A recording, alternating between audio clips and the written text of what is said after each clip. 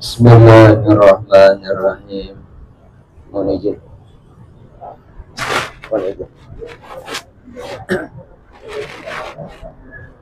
Assalamualaikum warahmatullahi wabarakatuh. Waalaikumsalam warahmatullahi wabarakatuh. Alhamdulillah. Alhamdulillahilladzi an'ama 'alaina bi ni'matil imani wal islam. Asyhadu an la ilaha illallahul malikul quddus salam. Wa asyhadu anna Muhammadan abduhu wa rasuluhu arsalahu bidinil Islam. Allahumma shalli wa sallim ala sayyidina Muhammadin al-hadi ila daris salam wa ala alihi wa ashabihi alladhina qamu bi syari'atil Islam. Amma ba'du. Qalu subhanaka la ilma lana illa ma 'allamtana innaka antal alimul hakim.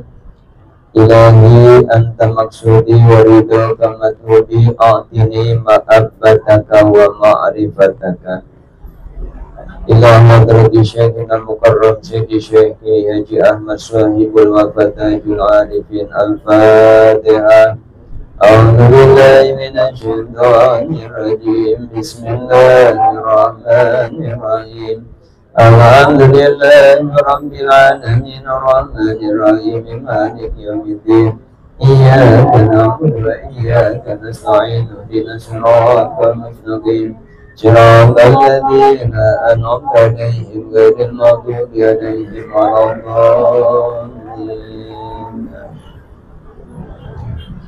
Yang saya hormati dan saya muliakan pemangku manaqib Bapak Haji Sucipto beserta keluarga yang saya muliakan, yang saya hormati Ketua LD TKN Tangerang Raya, alhamdulillah, yang dalam hal ini diwakili oleh Ustadz Sulis beserta jajarannya yang saya muliakan, Ustadz Astari yang saya muliakan, Ustadz Selamat, Bapak Ustadz Syarif yang saya muliakan, para jemaah ikhwan akhwat thariqah Qadiriyah wa Naqsyabandiyah Pondok Pesantren Suryalaya Tasikmalaya yang saya muliakan. Alhamdulillah, kita bersyukur di sore hari ini kita bisa menghadiri manaqib yang berada di tempatnya Bapak Haji Sucipto, yang kalau tidak salah namanya ini Cipto Roso. Cipta Rasa orang Sunda. Ya. Karena ini Pak Cipto Roso, Pak Sucipto berarti Cipto Roso gitu. Ya, kalau Cipta Rasa orang Sunda, Cipta Roso berarti orang Jawa gitu. Alhamdulillah, ini dengan wasilah beliau kita bisa hadir ke tempat ini. Ikhwan ahwat thariqah Qadiriyah yang saya muliakan, tidak banyak yang disampaikan, saya hanya buka satu ayat saja dalam surat Al-Baqarah ayat 21, yang memang ayat ini sudah biasa, tapi nanti kita kaitkan dengan ketauhidan kita kaitkan dengan thariqah kita, pun juga kita kaitkan dengan Sucipto, Cipto Roso, gitu, Cipta Rasa yang ada di tempat ini, insya Allah. Mudah-mudahan waktunya cukup. Kalau ini kan tiga pembahasan, berarti 3 jam berarti ke depannya berarti kalau 3 jam berarti kalau dari sekarang jam 3, jam 4, jam 5, ya jam 6 kita baru pulang dah. Ya, sekaligus kita buka gitu, insya Allah. Para ikhwan, di dalam surat Al-Baqarah ayat 21 Allah katakan begini. A'udzu billahi minasyaitonir rajim. Ya ayyuhan nasu u'budu rabbakumul alladzi khalaqakum walladzina min qablikum la'allakum tattaqun. Wallahu a'lam bimurad. Di dalam kitab Tafsir Jalalain, pengarangnya Syekh Imam Jalaluddin As-Suyuti dan Imam Jalaluddin Al-Mahalli, ini ada kata-kata unik dalam menafsiri kata-kata u'budu. Nah, yang pertama, ya ayyuhan nas. Di sini menggambarkan wahai semua manusia. Teksnya adalah yang namanya manusia itu dapat panggilan. Karena kenapa dapat panggilan? Karena dengan menggunakan huruf nida, harfun nida, huruf panggilan, yaitu ya, kemudian ditambah dengan ayu, ditambah dengan ha, haknya adalah hak tanbih, maka di sini sangat harus diperhatikan. Persis dengan apa yang kita baca dengarkan tadi, bahwa tanbih pengersa abah sepuh dilanjut oleh pengersa abah anom, itu bentuknya adalah tanbih. Ikhwan, mungkin kita belum paham apa arti tanbih itu. Tanbih itu kalau bahasa kita mah peringatan. Kalau bahasa orang-orang mah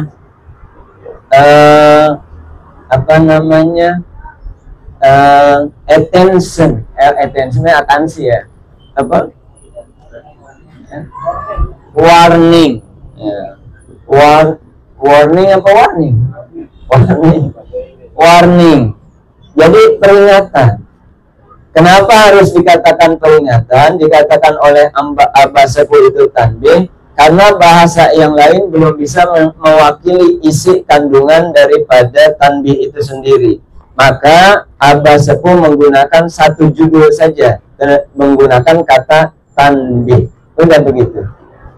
Kalau sudah kata tanbih berarti kan mengingatkan bahwa ini sesuatu yang sangat penting, apa-apa yang ada di dalamnya, dan itu semuanya adalah pegangan. Pegangan siapa? Pegangan semua ikhwan. Inilah bahasa cakupan.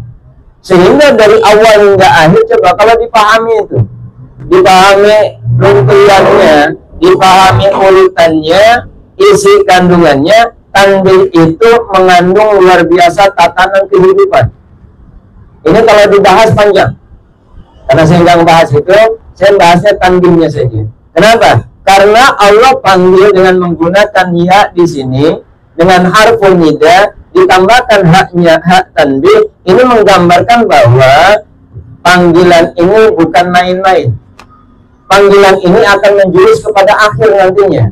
Apa? Menjadi orang yang muttaqin. Itu inti akhir nantinya. Sehingga Allah katakan begini, ya ayyuhan nas, wahai manusia. Kita manusia bukan? Nah, ketika kita dikatakan manusia berarti kita kena panggilan ya. Jadi ketika dikatakan wahai manusia, kita semuanya kena apa? Baik orang Islam, non-Islam, semuanya kena kategori manusia. Sehingga Allah generalkan bahasa ini supaya semuanya kena. Ustaz, kenapa kok ditafsiri oleh Syekh Imam Jalalain itu dengan ya ahla Makkah? Kenapa ditafsiri dengan wahai ahli Makkah? Ya ayyuhan nas ditafsiri oleh Syekh Imam Jalalain itu dengan ya ahla Makkah. Kenapa? Karena identik surat yang berkaitan dengan didahului ayat ya ayyuhan nas itu identik suratnya surat Makkiyah. Kalau surat Makkiyah itu diturunkannya di Mekah. Makanya identiknya ini qaidah aglabiyah namanya, qaidah umum, bahwa setiap ayat yang didahului oleh ya ayyuhan nas, ya ayat ini menjurus bahwa ini diturunkannya ketika Nabi berada di Mekah.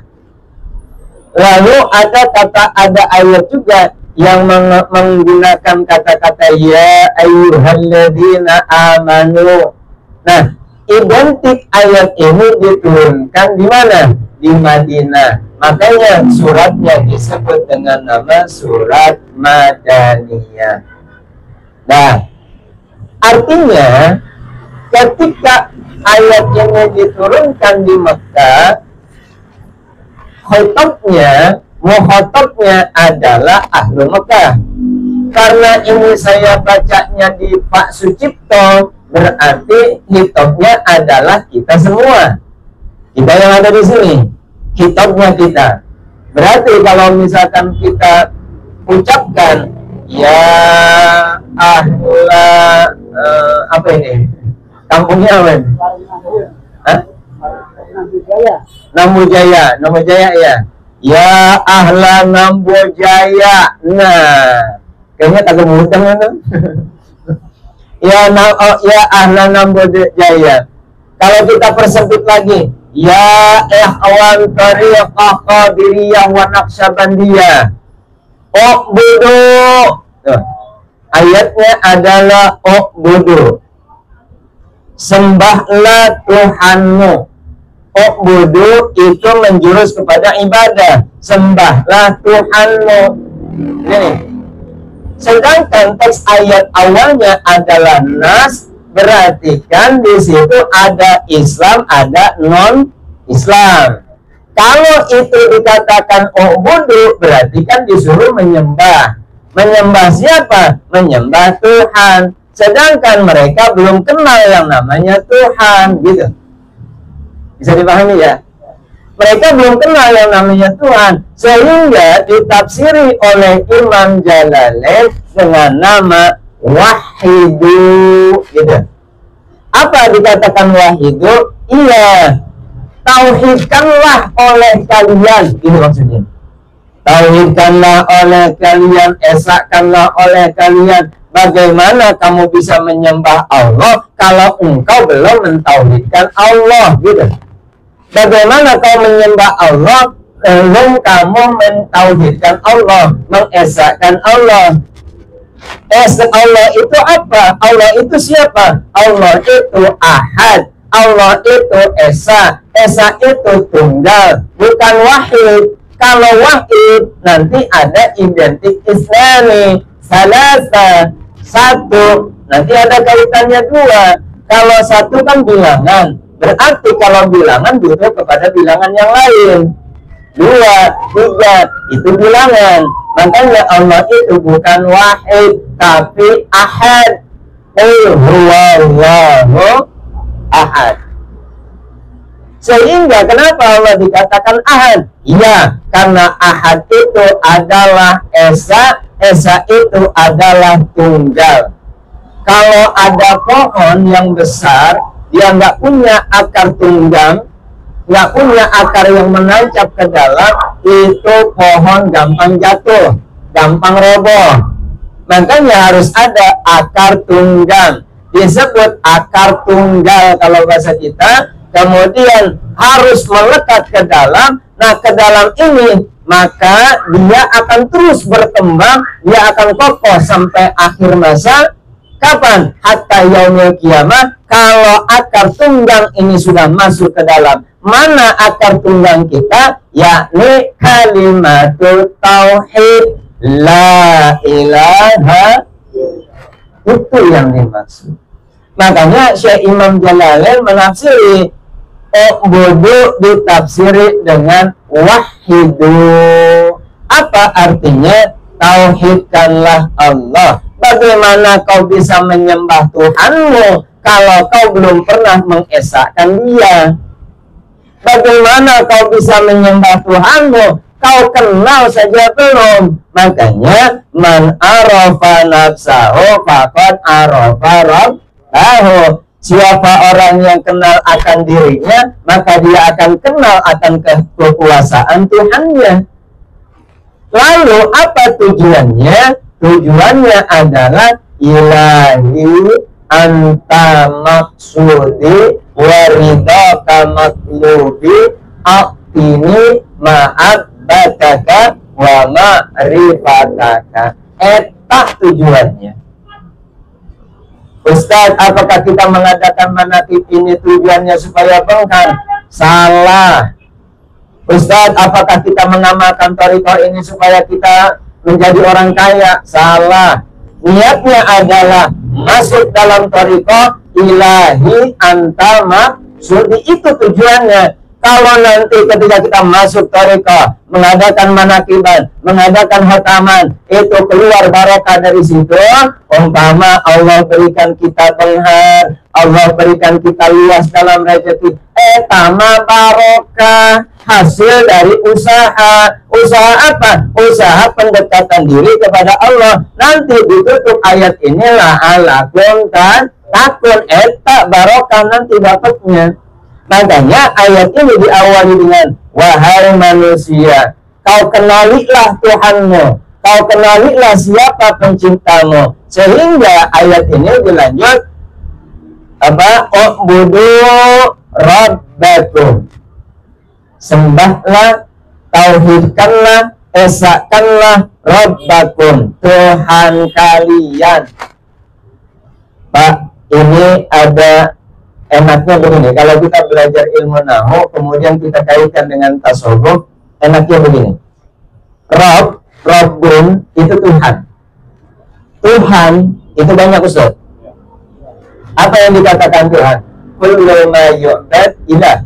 Sesuatu yang disembah, sesuatu yang dieluk-elukkan, sesuatu yang dipuji-puji, sesuatu yang dibangga-banggakan, sesuatu yang dicintai, itu Tuhan.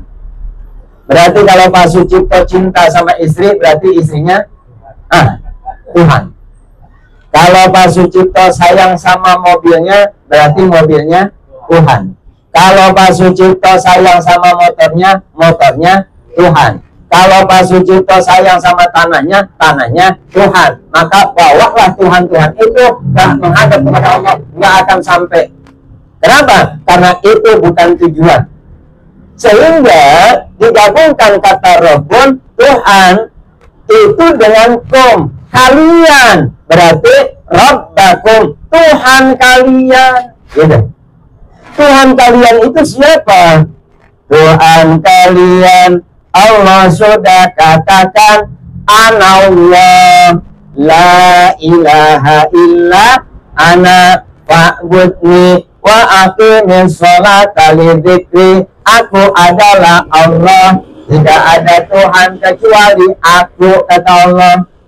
Tidak ada Tuhan kecuali aku. Maka yang kita sembah adalah Allah, zat yang luar biasa, yang dimana kita ada, di situ dia ada.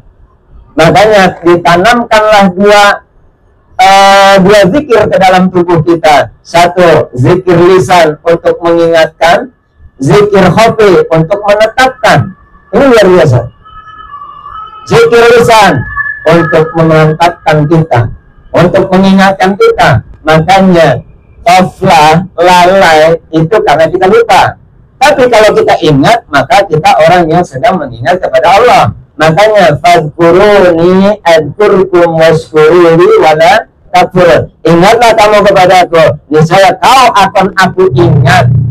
Ingatlah kamu kepadaku, aku akan ingat kepadamu.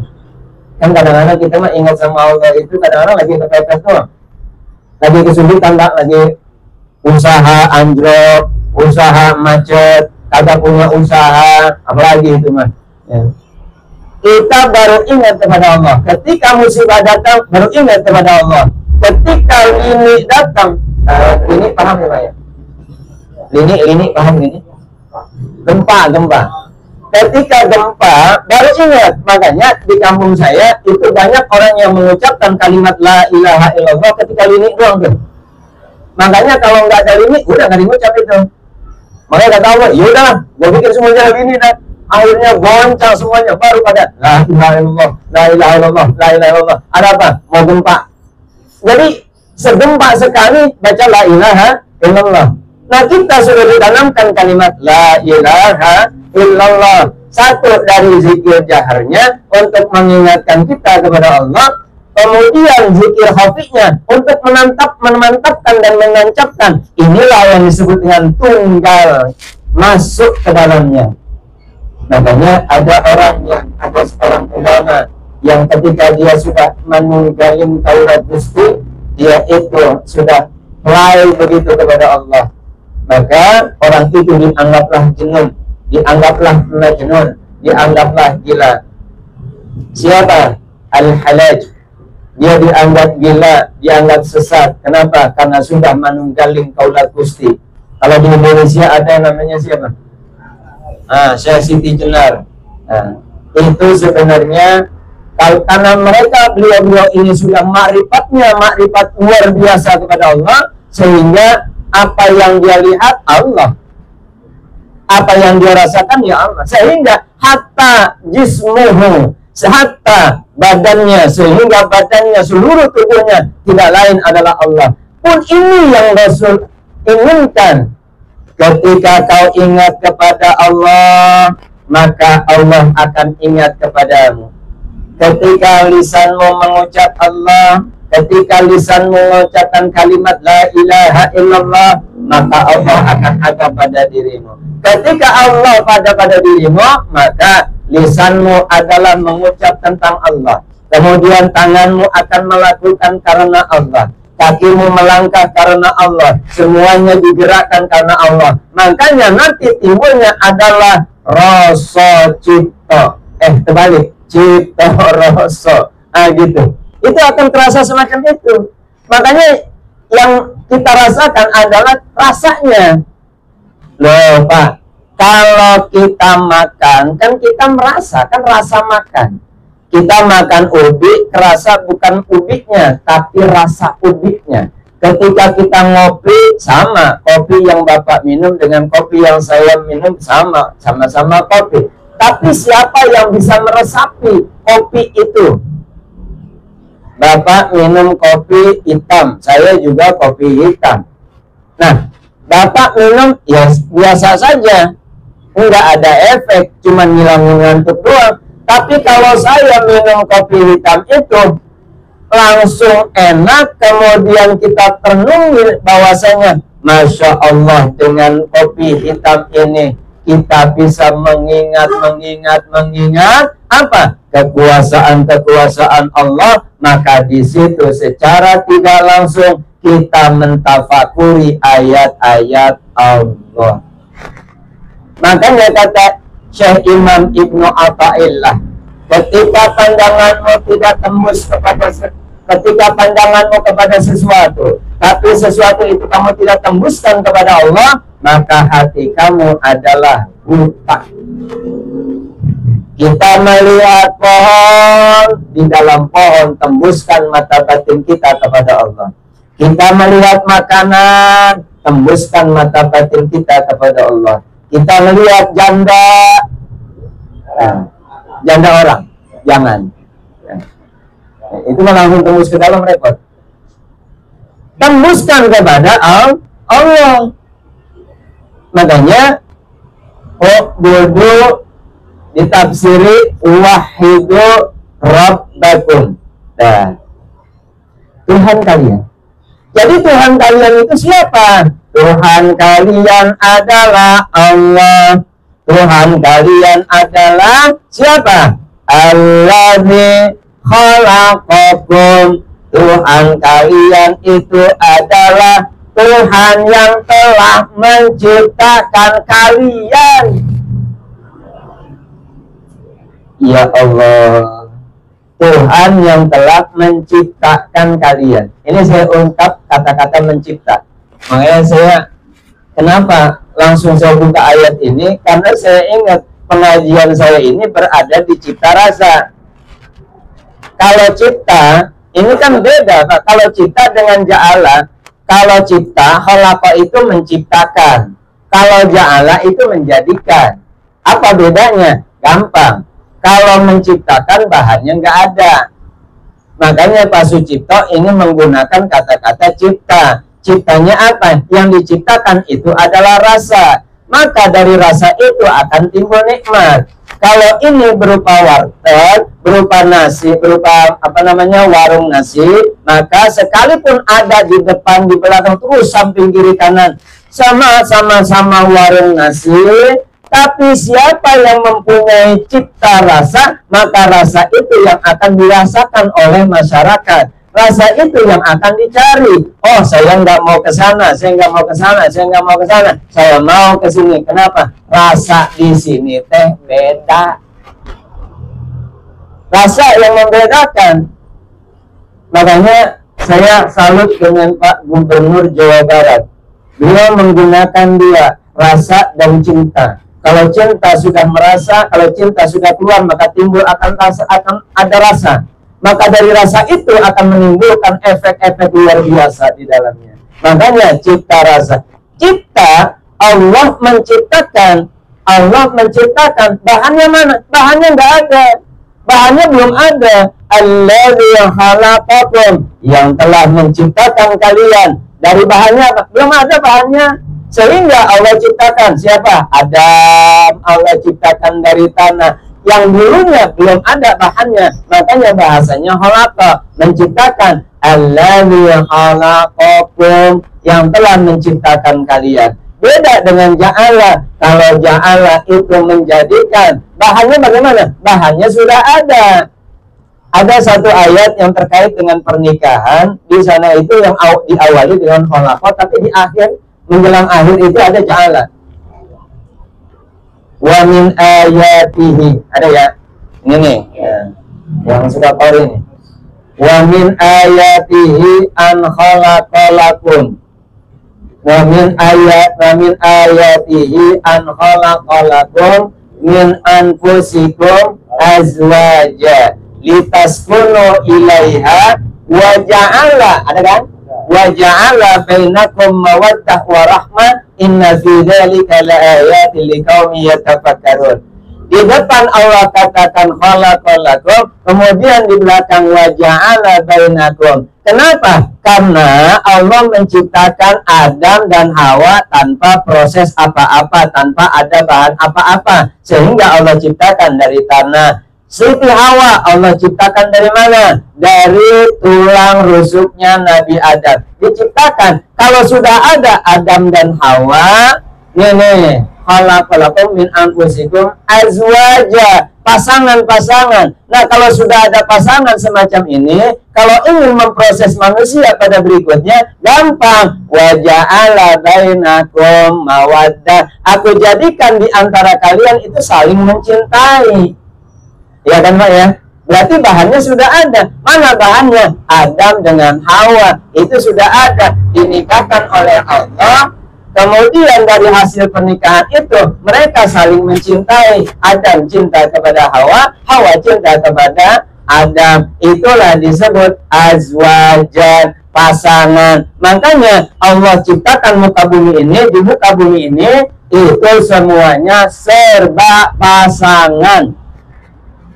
Ada langit, ada bumi, ada siang, ada malam, ada laki, ada perempuan. Coba kalau misalkan diciptakan laki deh semuanya, repot Pak, kita kegatelan, nggak ada yang garuk begitu. Kan luar biasa. Allah ciptakan langit, bumi, siang, malam, ada tinggi, ada pendek, ada mancung, ada. Nah, terusin dari itu. Nah, ini luar biasa. Makanya alladzi khalaqakum walladzina min qablikum. Ini Pak nih. Tuhan kalian itu adalah Tuhan yang telah menciptakan kalian. Bukan hanya kalian. Walladzina min qablikum, dan orang-orang sebelum kalian. Berarti sebelum kita ada nggak Pak? Ada. Kakek nenek kita, uyut-uyut kita, buyut-buyut kita ke atas, mereka itu adalah orang-orang min qablikum. Ke atasnya lagi sampai kepada Nabi Adam, itu adalah alladzina min qablikum. Lalu apa fungsinya Allah jadikan kita Allah jadikan orang-orang sebelum kita. Fungsinya adalah la'allakum tattaqun, supaya pasti kalian akan menjadi orang-orang yang muttaqin, orang-orang yang bertakwa. Sehingga kalau orang sudah bertakwa, maka akan timbul barokah. Ini yang saya bilang tadi, bahwa ketika kita mengadakan manakib, ketika kita mengadakan khotaman, itu nantinya Allah berikan keberkahan. Tapi itu bukan jadi tujuan. Barokah mah hasil, barokah mah itu bonus. Bonus dari siapa? Bonus dari Allah. Apa yang menyebabkan barokah? Yang menyebabkan barokah, satu, kita sudah beriman. Iman dipupuk dengan ilmu, ilmu dipupuk dengan amal, amal dipupuk dengan ikhlas. Akhirnya iman, ilmu, amal, ikhlas, maka timbul takwa. Yang keenam, barokah. Jadi barokah bukan ujug-ujug. Ujug-ujug tenor. Tiba-tiba. Bukan tiba-tiba. Bukan tiba-tiba dapat barokah. Enggak. Pak Sucipto, Pak Haji Sucipto beserta keluarga, enggak ujuk-ujuk punya beberapa tempat, enggak ujuk-ujuk, tapi melalui proses. Melalui proses.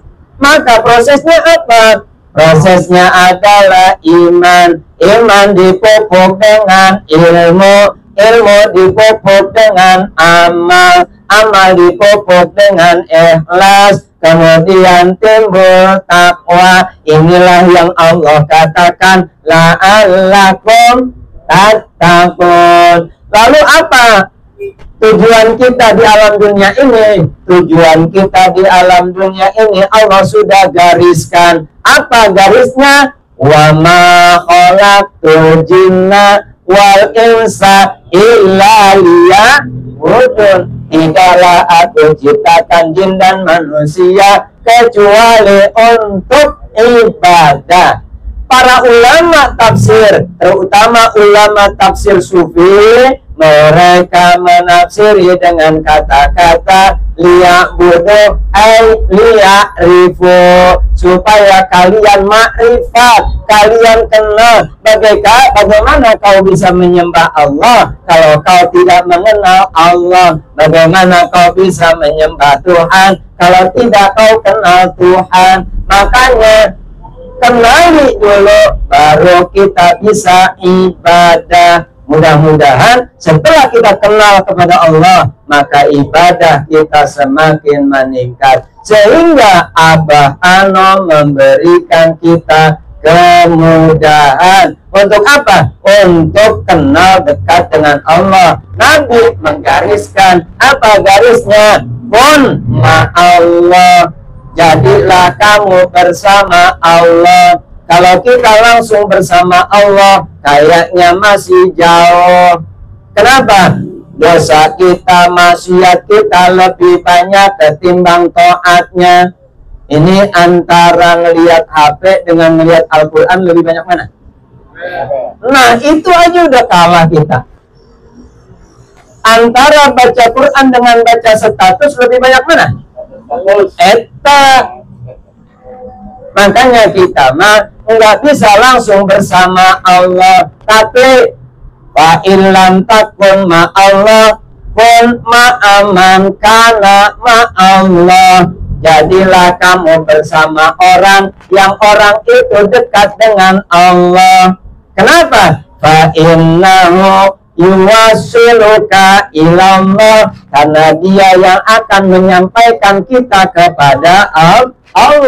Makanya Abahlah yang menyampaikan kita kepada Allah secara ruhaniyah. Secara jasmaniyah kita enggak. Jasmaniyahnya kita semacam ini, ringan menakibat, khotaman, tahlilan dan sebagainya. Itu adalah jismaniyah atau jasmaniyah. Secara jasmani kita makan, secara rohani kita dapat. Maka Gunakan dua ini untuk apa? Untuk mendekatkan diri kepada Allah. Supaya apa? Supaya kita bisa sampai kepada Allah, tapi sampainya kita pakai cantelan. Cantelan kita namanya thariqah. Thariqah yang kita pegang adalah thariqah Qadiriyah dan Naqsyabandiyah. Jalurnya jalur Abah Anom. Kemana? Ke Abah Sepuh. Dari Abah Sepuh ke Syekh Tolha. Dari Syekh Tolha langsung kepada Syekh Hatim Sambas. Dari Syekh Hatim Sambas langsung ke atas sampai kepada Tuan Syekh Abdul Qadir Al-Jilani Qaddasallahu sirah. Langsung sampai kepada Sayyidina Ali, langsung sampai kepada Abu Bakar Siddiq. Dua ini jalur thariqah Qadiriyah, thariqah Naqsyabandiyah. Dari dua sahabat ini langsung kepada kanjeng Nabi kita Muhammad sallallahu alaihi wasallam. Dari kanjeng Nabi ke malaikat Jibril, dari malaikat Jibril ke Allah. La ilaha illallah, itu yang akan sampai ke sana. Mudah-mudahan Allah sampaikan kita ke hadirat Allah Subhanahu wa taala melalui guru mursyid kita pengarsa Abah Anom. Al-Fatihah. A'udzubillahi minasyaitonir rajim. Bismillahirrahmanirrahim. Alhamdulillahirabbil alamin arrahmanir rahim maliki yaumiddin. Iyyaka na'budu wa iyyaka nasta'in ihdinas siratal mustaqim. Shiratal ladzina an'amta 'alaihim ghairil maghdubi 'alaihim waladdallin. Allahumma shalli 'alan nabiyil hashimi Muhammadin wa ala alihi wa sallim taslima. Allahumma shalli 'alan nabiyil hashimi Muhammadin wa ala alihi wa sallim taslima. Allahumma shalli 'alan nabiyil hashimi Muhammadin wa alihi wa sallim taslima. Allahumma shalli wa sallim wa barik alaihi. Ini saja yang dapat disampaikan, lebih kurangnya mohon maaf. Wassalamualaikum warahmatullahi wabarakatuh.